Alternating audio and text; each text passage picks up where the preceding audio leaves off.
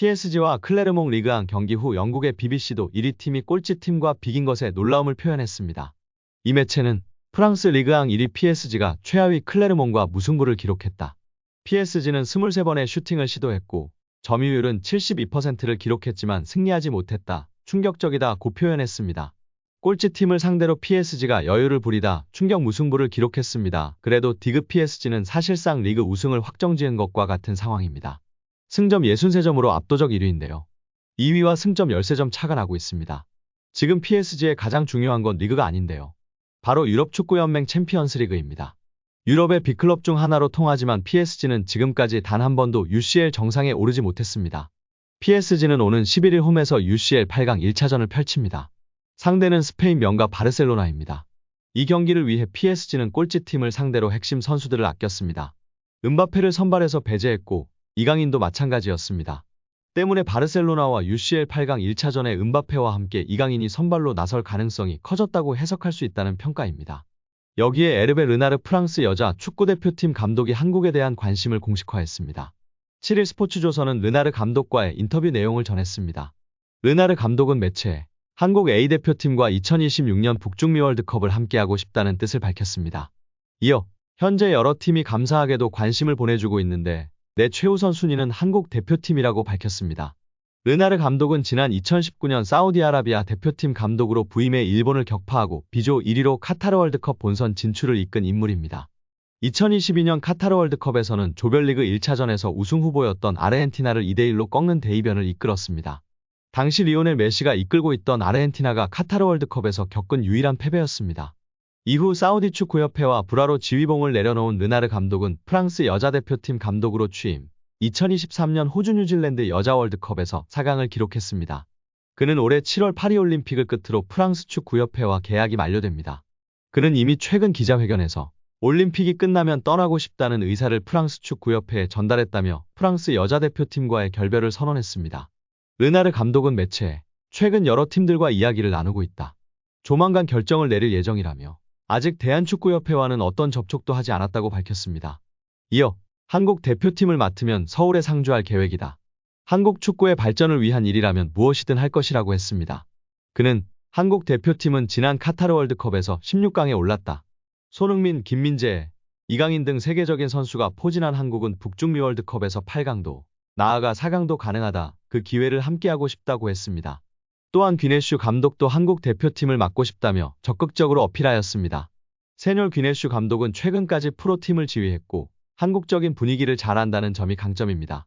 이미 지난 2월부터 여러 매체를 통해 한국행 의사를 밝힌 바 있는 귀네슈 감독은 5일 KBS와 인터뷰에 직접 등장해 강력한 의지를 전했습니다. 귀네슈 감독은 내 지도자 인생 마지막 3년을 한국에서 마무리하는 것도 멋질 것 같다고 생각했다라며 목표는 월드컵 16강보다 높은 곳이라고 어필했습니다. 튀르키예 레전드 귀네슈 감독은 풍부한 지도자 경험을 쌓았습니다. 트라브존스포르에서 지도자 생활을 시작해 튀르키예 대표팀, FC 서울, 베식타스 감독직 등을 역임했습니다. 뚜렷한 성과를 여러 번 냈습니다. 튀르키예 리그와 컵 우승 등 지도자로서 총 6번의 트로피를 들어올렸습니다. 튀르키예 2002 한일 월드컵 3위에 오르며 주목을 받았습니다. 많은 전문가들은 한국 대표팀이 돈을 많이 주지 못하더라도 손흥민, 이강인, 김민재, 황희찬 등 수준급의 선수들과 이재성, 황인범, 홍현석, 정우영 등 유럽에서 활약하고 있는 재능 있는 선수들이 많기 때문에 이러한 선수들을 가지고 자신의 전술과 철학을 월드컵이라는 큰 무대에서 뽐내는 것에 큰 가치가 있고 본인에게도 큰 이점이 있어 충분히 가능하다고 보고 있습니다.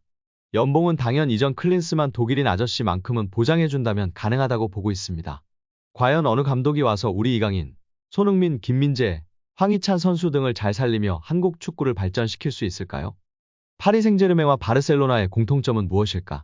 바로 젊은 자원들의 신선함입니다.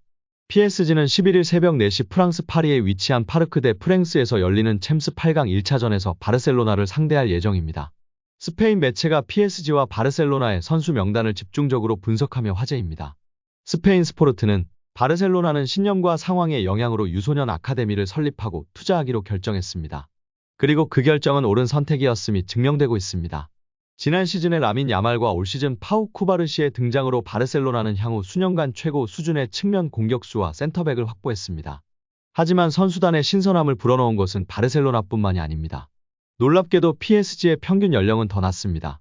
PSG의 경우는 막대한 비용을 들여서 이루어낸 성과다라고 전했습니다. 또한 PSG에는 이강인, 콜로 무아니, 우가르테, 비티냐와 같은 체력과 재능이 돋보이는 다른 젊은 선수들도 많이 있다 라고 보도했습니다. 그러면서 PSG와 바르셀로나, 매우 다른 두 구단이지만 같은 동기를 가지고 있다. 바로 권력을 쥐고 있는 어린 선수들이다라고 덧붙였습니다. 한마디로 이번 바르셀로나와 파리 생제르맹의 경기는 승부를 바꿀 수 있는 음바페 등 핵심 선수들의 활약도 중요하겠지만 팀의 미래이자 현재인 이강인과 같은 선수들의 활약 여부에 따라 승패가 바뀔 수 있다고 본 것입니다. 챔스 8강이라는 매우 중요한 경기에서 파리의 왕자 이강인 선수의 맹활약을 기대하고 응원하겠습니다. 여기에 프랑스 현지 110만 대형 축구 유튜버가 이강인 선수에 대해 소신 발언을 하며 화제입니다. 그는 경기 후 이강인 선수를 향해 이렇게 평가했는데요. 이강인 선수는 오른쪽에서 뛰기보다는 중앙에서 뛰는 것이 더 좋아 보여. 이강인은 덴벨레처럼 저돌적이고 빠르지 않아. 경기 템포를 조절하고 운영하는 것이 강점인 선수야. 드리블로 상대를 제치기도 하고 멈춰 서기도 하고 패스를 주고 받으면서 공간을 창출하는 그런 선수 말이야. 이런 것들로 경기 흐름을 가져오는 선수야. 덴벨레처럼 속도로 상대를 제치는 것이 아닌 기술로 제치는 선수야. 그래서 사이드보다는 중앙에서 뛰는 것이 좋을 것 같아. 그의 키패스나 탈압박을 봐도 중앙이 더 좋은 위치라고 확신해. 오늘은 오른쪽에서 뛰었고 나쁘지 않았어. 물론 업다운이 있었지만 이강인이 안 보일 때에는 하키미가 높은 위치까지 올라가서 그 뒷공간을 이강인이 커버해야만 했어. 하키미와도 호흡이 좋았고 상대 선수를 힘들게 할 수 있는 능력을 갖춘 선수라는 것을 분명히 알 수 있었어. 최고의 경기를 펼친 건 아니지만 최악의 경기를 펼쳤다고 볼 수 없어. 강인이는 오늘 잘했어. 중앙에서 뛰면 더 큰 도움이 될 거야 라며 소신 발언을 했습니다. 다만 현재로서는 유리몸 덴벨레 선수가 부상당하지 않는 한 엘리케 감독이 덴벨레를 중앙에 세워 양발 모두를 쓰며 돌파하고 예측 불가능한 움직임, 패스를 할 수 있도록 하겠다고 공언하고 있는 상황입니다. 실제 박스 안에서의 마무리, 디테일이 부족한 모습이 드러나고 있는 덴벨레 선수이나 패스, 드리블 등을 탁월하게 해내면서 전문가들의 찬사를 받고 있습니다. 엘리케 감독이 덴벨레를 중앙으로 이동시킨 건 생각지도 못했는데 옳은 판단이라며 칭찬하고 있는 상황이기 때문에 아무래도 이강인 선수가 중앙에서 플레이메이킹을 하기에는 쉽지 않은 상황입니다.